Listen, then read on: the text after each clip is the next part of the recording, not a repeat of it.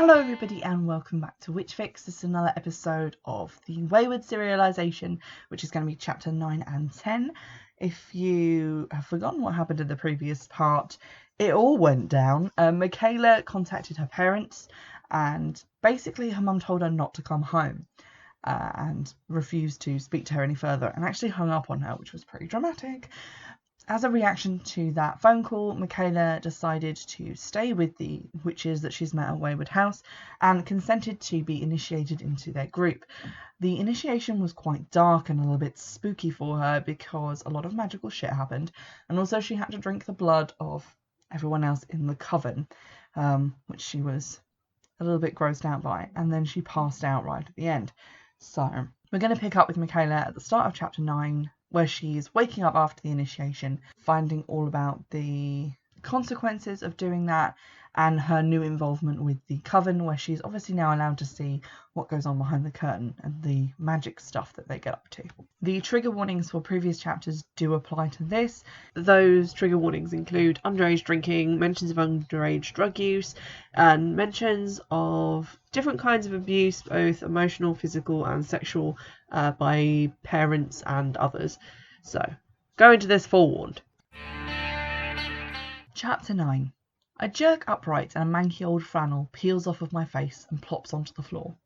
My head is killing me, like I got utterly wasted and blasted heavy metal right into my ears all night.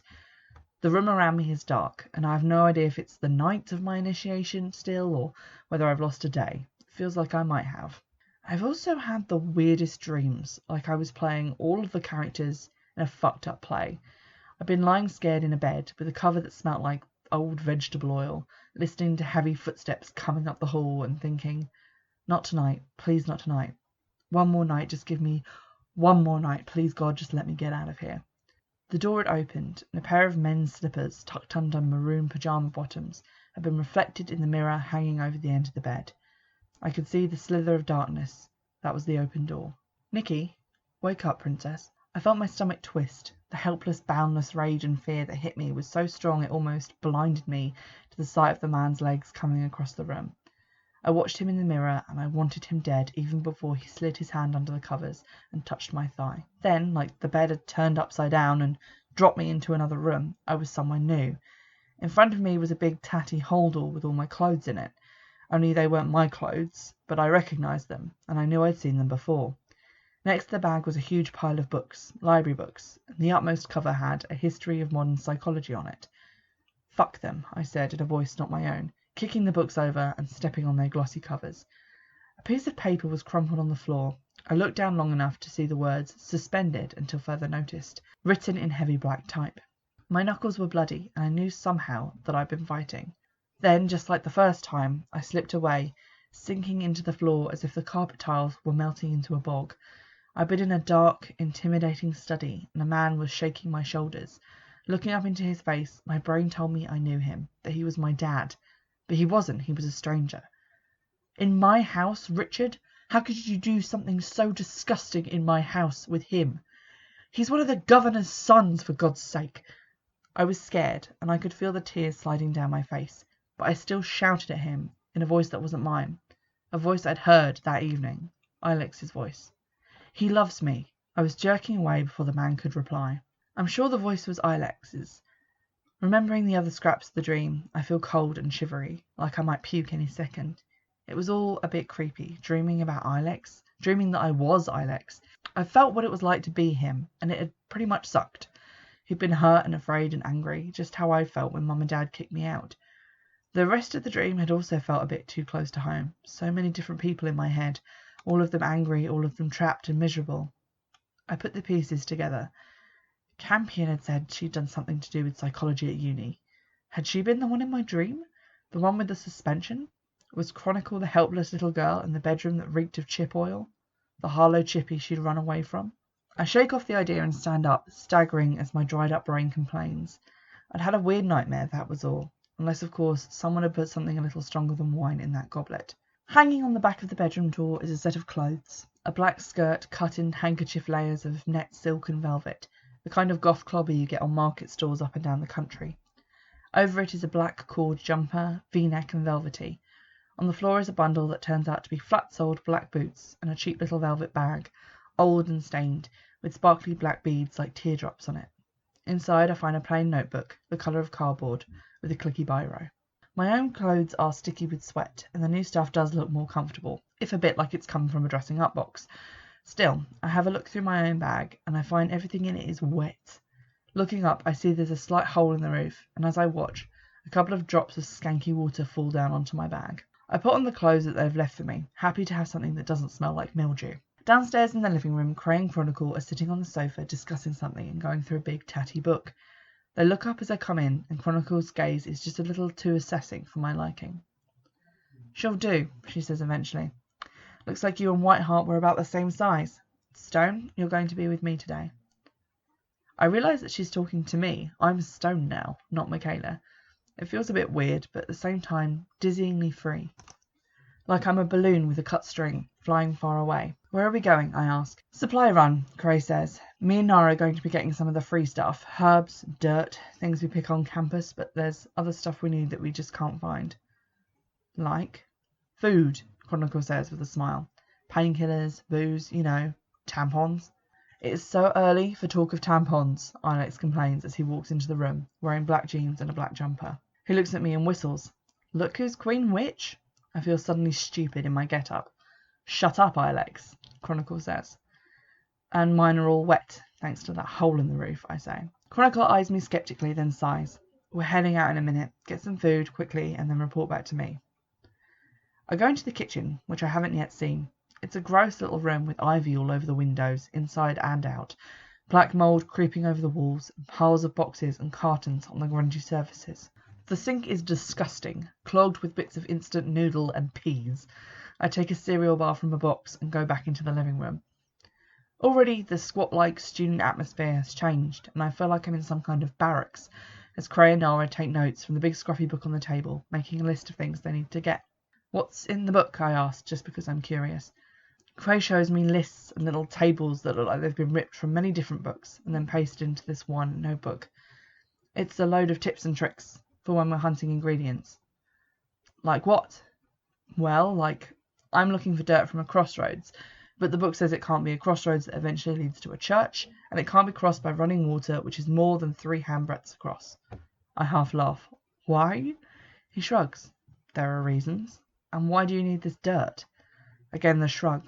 "Sophia has the grimoire that has all the spells in it, and she tells us what ingredients she wants." Chronicle appears at my side, wearing a black leather jacket over her black t-shirt and skinny jeans. It occurs to me we're going out to do something illegal, something that might get me in more trouble than I'm in already, and I really don't care. I'm surprised when Chronicle, after leading me out of the house and through the village to the university campus, starts walking towards the bus stop. "Aren't we going to get this stuff here?" I ask. Chronicle raises a scarlet eyebrow. "Rule 1 of life at Waywood, don't shit where you eat." We stand and wait for the bus, and because there's no one else around, Chronicle starts to tell me a little bit about what my life as Stone is going to be like. "Because you're initiated now, we can actually do magic in front of you, and we can teach you things too, which is useful, because it means we won't have to look after you all the time." "I don't need looking after." She laughs, not nasty, but definitely disbelieving. "Of course you do. Anyway, you'll get lessons from all of us. Sophia will teach you a few things too, but mostly it'll be Cray, Alex, Nora, and Campion who'll help you out." "Why?" "Because Sophia has more important things to be getting on with." She takes a small green journal from her jacket pocket and opens it. "You've got a notebook, and that's going to be your own little grimoire. You can write down all these lessons in it." "So what's in the big grimoire?" "The accumulated knowledge of the coven. Hundreds of books, decades of witches and Satanists, and pretty much any magically inclined cult or following for the last 100 years. Things you don't need to know about right now." "Satanists. Great." "Now pay attention," Chronicle orders me. "This is how you're going to be travelling from now on."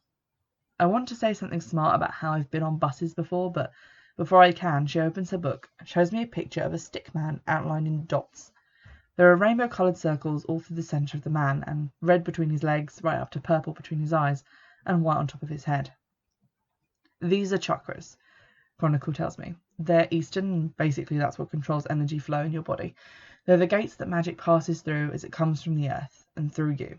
Of course you have magic in you already, but if you need more, this is how you're going to get it."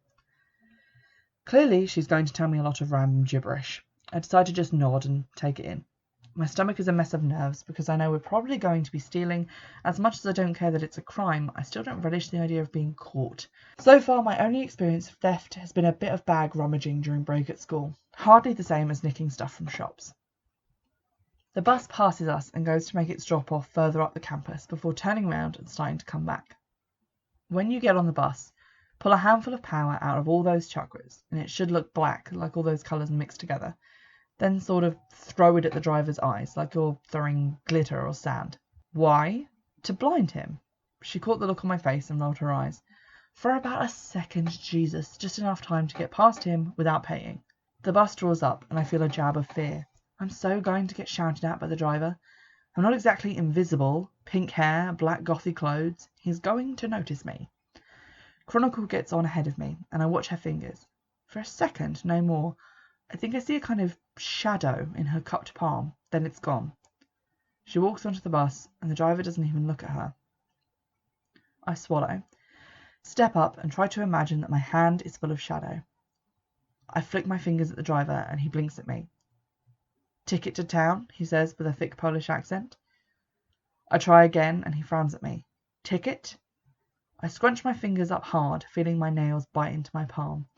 I imagine power, black and fast running under my feet, like an invisible stream, shooting up through my stupid rainbow chakras like an oily geyser. It runs down into my arm, rushes around in my hand, a curling wave of power. I throw it at the driver, less like glitter and more like gravel, and his head actually jerks back, cracking against the window behind him. I run past onto the bus and scrunch down in the seat next to Chronicle. The driver shakes his head to himself, closes the doors, and muttering in Polish, starts the engine and moves off. Good, Chronicle says. A little too forceful, but good. I didn't do that, did I ask. Had I really used magic? How could I when I didn't even believe in it? Of course you did, Chronicle says harshly. You can't go around questioning your own power. It has to be part of you, or how will you know when to use it? I don't know if I believe her, but taking out my notebook, I write down what's just happened under the heading Chakras and Blinding. After I'm done writing, I look out the window and watch birds flying high over the fields and train lines on the way to town. Was it really only 2 days since I'd left home? So much has changed. I almost don't feel like I've got parents anymore. We get off at a stop by the supermarket, a massive Sainsbury's, and Chronicle walks right in through the front door ahead of me while I look at the 2 security guards on the door and the 3 cameras over it, feeling my heart hitch. We are so going to get caught. I'm also a bit worried that someone from school might see me. I will die of embarrassment. I've worked so hard to look and act like Chloe, but a glimpse of me in this outfit will have me branded a weirdo forever. Though privately, the swishy layers of my skirt are starting to make me feel quite sexy. Chronicle has a shopping list, and that's almost funny enough to make me stop worrying. A shopping list for a shoplifter. We're low on cereal, powdered milk, powdered eggs, tins, dry stuff, and pretty much everything in the bathroom, she mutters. Okay, time for lesson 2. She takes a plastic bag out of her pocket, the clear kind that I usually get my weed in, only this is full of dirt. What's that? Conjuring powder. I raise my eyebrows. You're going to have to learn how to make it, but using it is forbidden unless it's to procure supplies for the entire coven, Chronicle warns. You can't just go using it to get things for yourself. It's too powerful and it would attract attention. What's it made from then? The crossroad dirt, like what Frey is getting today. Lodestone, some other things. Chronicle waves me off. What you need to learn right now is how to use it. She gets me to hold out my hand and pinches some of the dirt into it. It's fine and powdery like ash, with little bits of something white and hard in it, and black specks. It's clearly been ground down finely. You put the powder on what it is that we need, like these tinned tomatoes, Chronicle explains, and in a well-lit supermarket full of morning shoppers, she sprinkles some dirt on the very back row of tins. Now what? I ask sceptically. We keep shopping. It's surreal, walking up and down the aisles where I'd been shopping with my parents less than a month before. There's the same buy one get one free on toilet paper that was there last time, the same chirpy music over the speakers. This is where I got my first panty liners, excited and embarrassed as Mum picked them out. This is where Dad took me while I was faking sick from school, back in my first year of secondary. He'd let me come with me and buy me some peach iced tea and chicken super noodles, maybe a magazine, since I was ill. He knew I hadn't made any friends yet, and he never made me go when I didn't want to. And here I was with a witch myself, sprinkling magic dirt on things I had no intention of paying for. Ready? Chronicle says as she sprinkles the last of the powder on a big box of assorted biscuits. 4? Just come with me. She pushes the empty trolley all the way to the back of the shop, where there's a little alcove by the fire exit. No one even looks at us. Hey! I jump as Chronicle sprinkles dirt over my head. It tickles my neck as it makes its way into my clothes. Oh, hush up! She sprinkles powder over her own head. Hold my hand. I take her hand, which feels cold and dry in mine. What are we doing? It's a spell. You'll have to write it down later, but for now just repeat after me. A spell. In a supermarket. I want to roll my eyes, but there was the bus driver before. Maybe there's something to this magic crap. Keeper of what disappears, Chronicle begins in a slow, intense voice. Hear me now. Open your ears. It's probably just a draft from the door, but I feel the hair on the back of my neck prickle.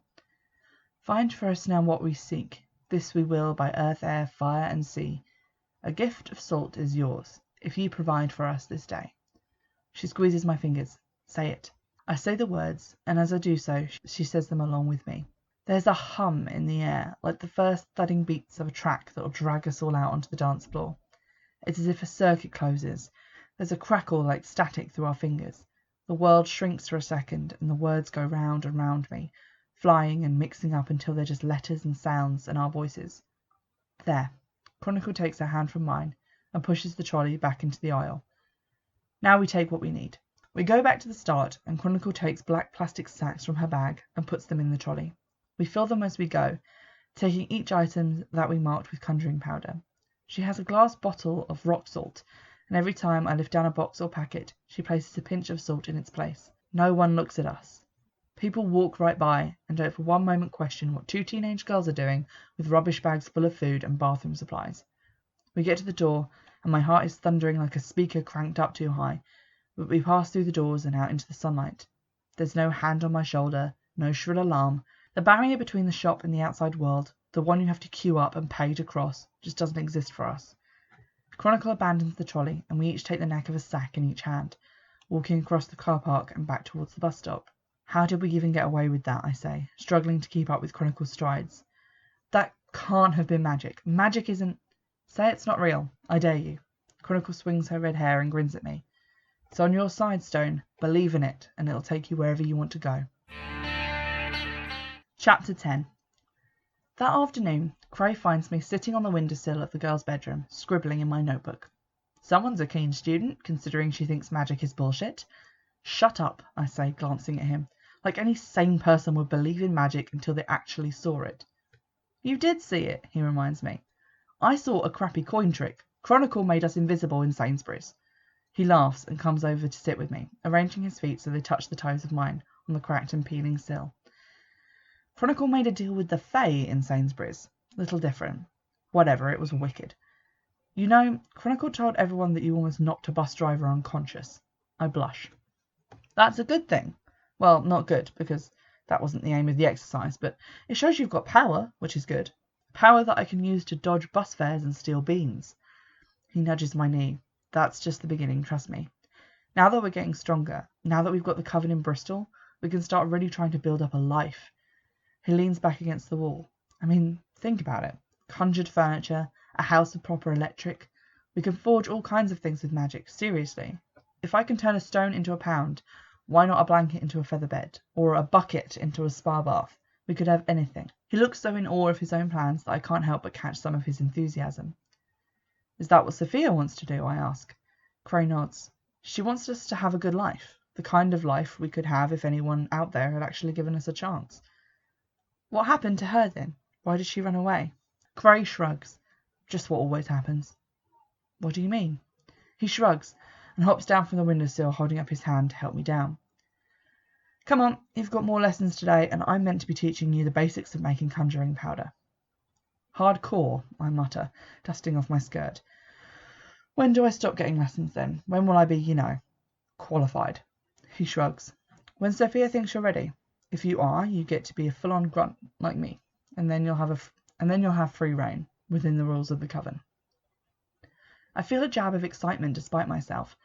Now that I know Cray was telling the truth, that magic is real, I'm ready to learn how to do everything that can be done. Maybe I could use that power to fix the broken up parts of my life. I miss my mum and dad, but every time I thought of them, I remembered what Mum had said to me on the phone and felt a sting of anger.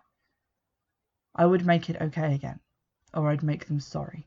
That afternoon, Cray takes me aside to teach me how to grind up the special crossroad dirt with lodestone, which is the stone equivalent of a magnet to draw things towards you, with tiny bits of bone, which he said came from a dead dog whose spirit brought forth the fae, corgis being the preferred mode of transport for fairies, obviously.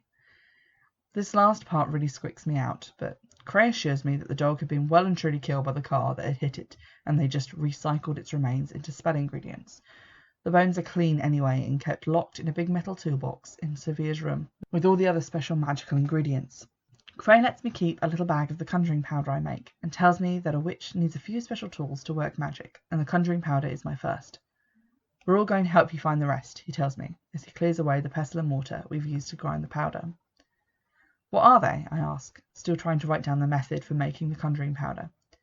Well, there's the ceremonial knife for directing energy, the cauldron for making potions and holding sacrificial fires, and a chalice for holding offerings. Potions? Seriously? I raise my eyebrows. And offerings to what? To the gods, Cray says smartly. That's where our power comes from. The ancient gods that people used to worship, before Christianity came along and made all of them into the one devil. So you worship the devil. Cray shakes his head with a smile. You're going to ask a lot of questions, aren't you? Sorry. No, it's great. I like that. He takes my hand gently in his own, and I look up at him. The light of the 2 candles on the table next to us winks off of his nose stud. His eyes are amused, bright, and his choppy fringe hangs into them, silky and fine. Comparatively, I feel really grungy. Cray leans forward and kisses me, his lips soft against mine. Come for a walk with me, he says. He takes me out of the house, to where the trees are shrouded in shadow and the road is a slither of black ribbon, strung with the headlights of a handful of cars. We walk together through the silent village and along the long dark road towards the campus, where the library and the theatre are still lit up like massive stone lanterns. There's stained glass in some of the windows, and it glows blue and green in the light. This way, Cray says, taking me past the lit up buildings and onto the grass behind the largest one, a Georgian mansion that's right in the middle of campus. Behind it there's a short slope of grass that leads down to huge oak trees, tufts of fern and long grass. Shimmering below and reflecting nothing save for the darkness and the first few pinprick stars is a lake. For a moment my breath catches in my throat. It's such a beautiful unexpected sight, the expanse of water under the dark blue sky. I can make out birds moving on the silky water and hear their lonely cries. It's lovely, isn't it? Cray says, voice hushed, like we're in church. I like coming out here, just to watch it. Sometimes I stay for hours. Across the lake, on the dark wooded slope, there's a small building of bone-coloured stone. That's where people used to take tea, when this place was still a manor house, Cray tells me. Want to go and look?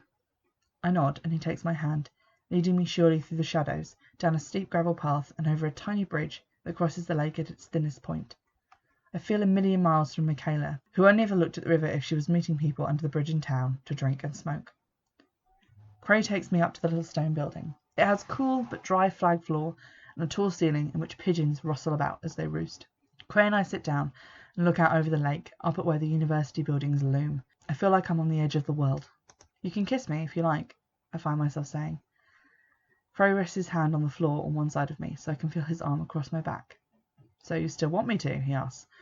I thought maybe with the initiation you might be worried. I'm not worried, I say. I'm... Half a laugh and grin. I'm a freaking witch. That's weird, right? Kissing someone I met at the bus station is kind of normal next to that. I break off as Cray kisses me. Around us the night is almost silent, save for the shrieks of the far-off night birds. I reach out and tangle my fingers in his soft hair, feeling him press against me. We creep back into the Waywood house, just as the sky is turning grey in anticipation of dawn.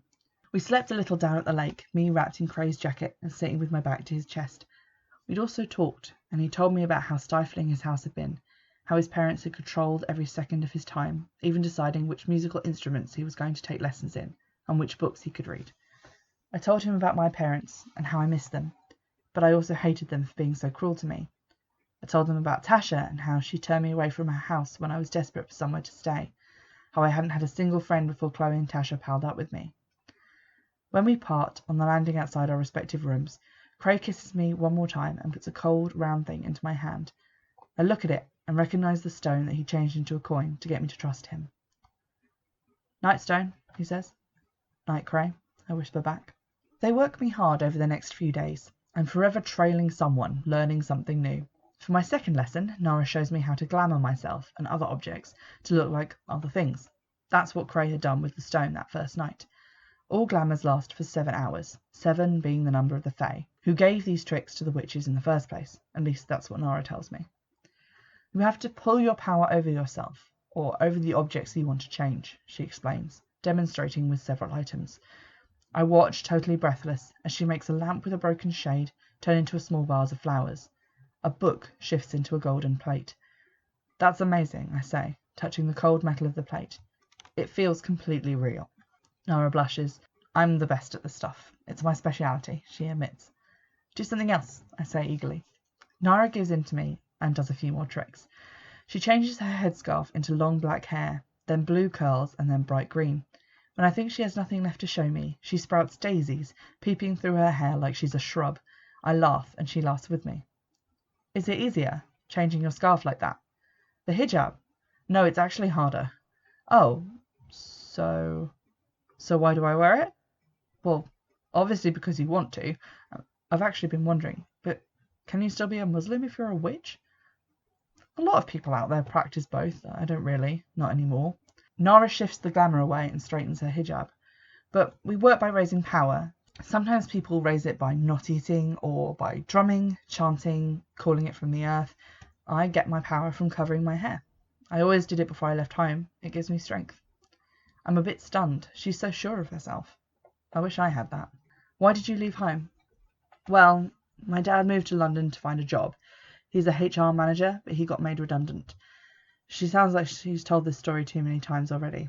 I wonder how many new recruits have asked her the same thing. "He and my mum aren't together anymore. She lives in France. So my brother Ty was looking after me and my sister. He didn't like my boyfriend, and we had a lot of fights about it." "So you moved out?" "I moved in with my boyfriend, and he had so many arguments with his parents because they couldn't afford to have me living there, even though I did chip in a bit. Anyway, we broke up because..." She looks at her hands. "I'm not really interested in sex. Anyway, he was, so after we broke up, his parents got fed up with me and told me to go back to my brother, but I couldn't face it, so I tried looking for my dad." "Did you not find him?" I ask, my mind still partially blown by the fact that Nora isn't interested in sex. I mean, I'm a girl, and I still think about it all the time. I know tons of girls at school who are the same, or pretend they don't like it, but do it all the time anyway. Girls who talk about it, girls that don't. Girls that prefer girls, or boys, or both, or who've been with the same person forever. I suppose it makes sense that there are people who aren't interested at all. "You're thinking about the sex thing," Nora makes a face. "Everyone does when I tell them. I was just, working it out." She shrugs. "It's fine. Anyway, I called my dad, but his mobile number wasn't in use anymore. And I hadn't been to school for a bit, and they got on to my brother about it, and my sister Eva kept texting me about how annoyed he was. They didn't have a number or an address for Dad either. I didn't want to go home, so I was hanging around the bus station, and that's how Campion found me." "Do you still want to find your dad?" I can't imagine anyone not wanting to know where their parents are, especially if they just disappeared. Nora shakes her head. "I keep up with my email at the library. Eva messaged me and said they were pretty sure my dad just met someone new and started over with them. Ty was so paranoid about Eva running away like me that he won't let her date anyone, and now she doesn't like me. Shit. Sorry." "It's all right. People here get me better than they ever did," she says, digging around in a box of bits and pieces. She holds up a steel nail. "Let's see you turn this into a pencil." It takes me 4 hours to get the hang of it, but eventually I manage to make a pencil, even if it still looks slightly shiny and silver. After that, I can't stop. I'm too excited. I shut myself away in the witch's bedroom and take out my bundle of wet clothes. There's a sock right on top of the heap, stripy and pink, with a hole in the toe. I lay it on the floor and look at it, focusing my energy, feeling a kind of pins and needles tickle in my fingers. Just like with the nail, I wrap that energy around the object, trying to visualize it clean and new. I close my eyes, the better to see the sock as I want it to be, then risk a peek. It looks as though it's in soft focus, like a drawing of a sock by some cat-handed child. Creasing my brow, I focus harder. The edges sharpen. It loses the 2D look of a picture. And as I sit back, shaking a little, the sock is once more as perfect as it was the day I bought it. I pick it up, then drop it in disgust. It might look new and fresh, but it's still wet and mildew-scented. Clearly the look of something is the easiest part to change. The scent and feel is beyond me, for the moment. I practice on that sock until I feel ridiculous. First, I summon the memory of soft cotton sliding over my cold toes, then the smell of Mum's laundry powder, the sound the fabric made if you stretched it out and twanged it. I was nearly bursting a blood vessel in my forehead by the time I'd made the sock smell and feel new as well as looking at it. Excited, I trip downstairs to show Nora, but she's nowhere to be found. Cray, however, is sitting on the sofa playing with his cards. "Hey, what's the sock for?" he asks. "I glamoured it. I can see that." "How?" He grins. "Not too hard to see through a beginner's glamour if you know how. Don't worry, it'd fool anyone who wasn't looking for it." I glare. "I worked all afternoon on this." "Sorry. Let's have a feel then." I pass him the sock and he looks surprised, rubbing the clean, soft cotton between his fingers. "It feels new." "I made it new. Smell it. That's exactly the smell of the fabric softener my mum uses." He sniffs the snock hesitantly and looks like a total mug while doing so. "Nora didn't say she was teaching you that." "I worked it out. It's just like picturing the look of it, only with the smell as well."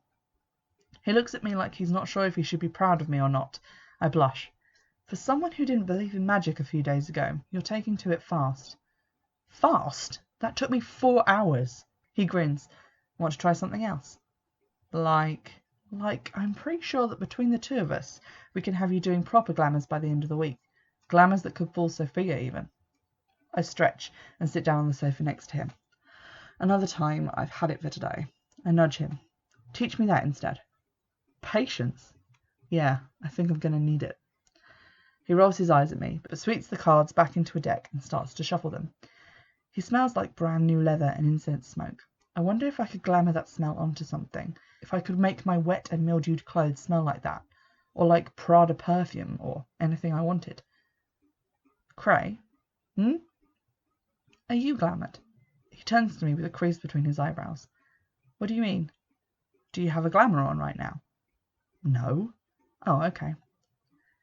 "Why do you ask?" I feel my face flame. "You smell nice, for someone who lives in a squat, and you and everyone else here have nice clothes and stuff, even though you don't have any money." He shrugs. "We get them the way we get everything else. Were you glamoured when we met?" I watch as he avoids my gaze, smiling shyly. "Just a bit." "What did you change?" "My nose." "What?" I laugh. "Why?" "I don't like it much." He cups a hand over it, right where the middle part is crooked. "And I had a spot right on it. I saw you, and I didn't want to sit down with this massive bubo on my face, so I just covered it." On impulse, I leap forward and give him a squeeze. It's a nice nose. Besides, I look like a drowned rat, remember? He puts his arms around me, and my heart jumps a little. "I remember. You look like a proper little witch, all windswept and gothy." "Shut up," I hiss, embarrassed. "It's true. I knew right then that you were going to fit right in here, and that I liked you." Ugh, young sodding love, at it again. We both twist around and glare at Ilex, who's leaning in the doorway. "Jealous?" Cray asks. "Hardly." Ilex makes a show of rolling his eyes. "Just got back and thought you might like to see what we got hold of in town." "Maybe later," Cray says. "I'll leave you to sicken each other with affection then." "Please do," I say. Ilex leaves, and a few seconds later we hear him in the kitchen with Chronicle, talking loudly about how she should probably steal some condoms next time she goes to Sainsbury's. I'm blushing all over. Cray kisses the top of my head. "Don't listen to them. He's just bitter because he's all alone and you're the first newbie in months. He was hoping for someone to get off with." Ew. "Yeah, I never said he was a gentleman." Cray shifts away from me and lines up his cards. "So, patience." Patience turns out to be exactly what I need. No one will teach me anything new until I have the basics of glamouring objects down to a fine art. My trick with the sock took me 4 hours. I need to be able to produce better results in less time. So I practice, alone and with the others. Mostly Nora, the mistress of all things glamour. Nails into pencils, twigs into pens, blades of grass into hair grips. After a few days I can make all of these small changes in less than 60 seconds. I practice with my old wet clothes until I can make them into clean new clothes in any colour of fabric I want, but that takes time. 5 minutes is the fastest I can glamour my outfit, but it means my 2 sets of clothes can become something new every day, clean and fresh and comfortable. I learn how to change pebbles into money so I can buy small things from shops in town. Nothing too big, nothing that would cause a stir when the money for it changes back into stones. I even make food out of leaves and dirt, but that's what it tastes of, leaves and dirt.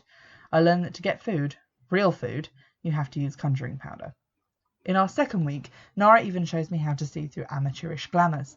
Any glamour only lasts 7 hours, but you don't have to wait that long to see what's real and what isn't. A thin glamour looks like a cheap market knockoff, too shiny, too colourful, tacky and fake. At last, Nora says I'm ready for another lesson. I hope you've enjoyed this latest instalment of Waywood. It did turn into an episode that was slightly longer than I thought because clearly I got very excited and wrote 2 very long chapters. But I hope that you're enjoying the more magical side of things now that that's coming into play, and that you are picking up on some of the less than okay stuff, the stuff that doesn't seem quite right, and are hopefully coming up with some theories about what the mystery behind this place really is. I'd love to hear some of those, so drop them into the comments or message me on Twitter or email. It would be fantastic to hear from you. And I'll see you in the next episode. Bye!